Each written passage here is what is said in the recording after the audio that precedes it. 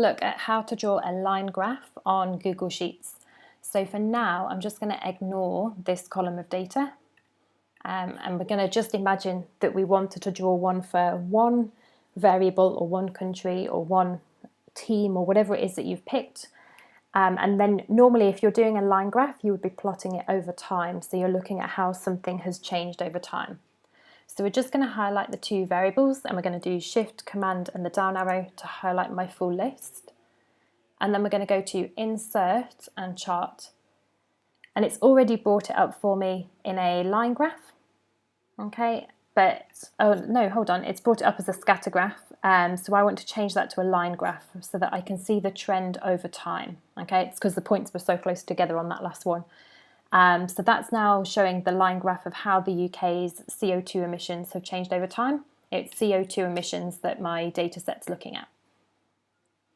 Now, for example, I might want to consider comparing this with a different country. So if I want to then add in a second country, so on mine I'm looking at Canada, so let's bring this back now, then I can add in that to my same chart. So if I click the chart or double click it, then I can bring up this information and we can see series. So at the moment I've got the United Kingdom, and the series is just this series of data or this line.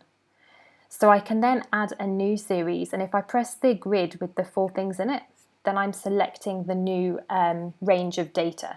So I can literally just go back to my data, highlight Canada, Shift Command down button, and then OK. So you can see I've now got the 2 different countries in there. So I've got the United Kingdom and I've got Canada, and I would be able to compare the 2. So obviously there was something happening here. At this point it changed and Canada had higher CO2 emissions than the UK, and so on. You will need to go back to your graph whenever you finalised it and just double check that your axis labels are correct.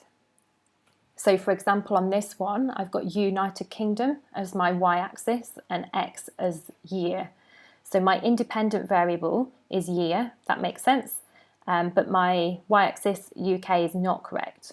So I now need to go to Customize, Chart and Axis Titles, and I'm going to select the vertical axis. So this is not correct, it's actually the CO2 emissions, and I would need to include the units on there as well. And now the graph reads much clearer. So always go back and double check that the actual kind of layout of the chart and the axis labels and so on are all correct, because that's going to help you with the marks in the IA. We might want to change the chart title as well, so we can just type in the new title on here, and then you've got your information.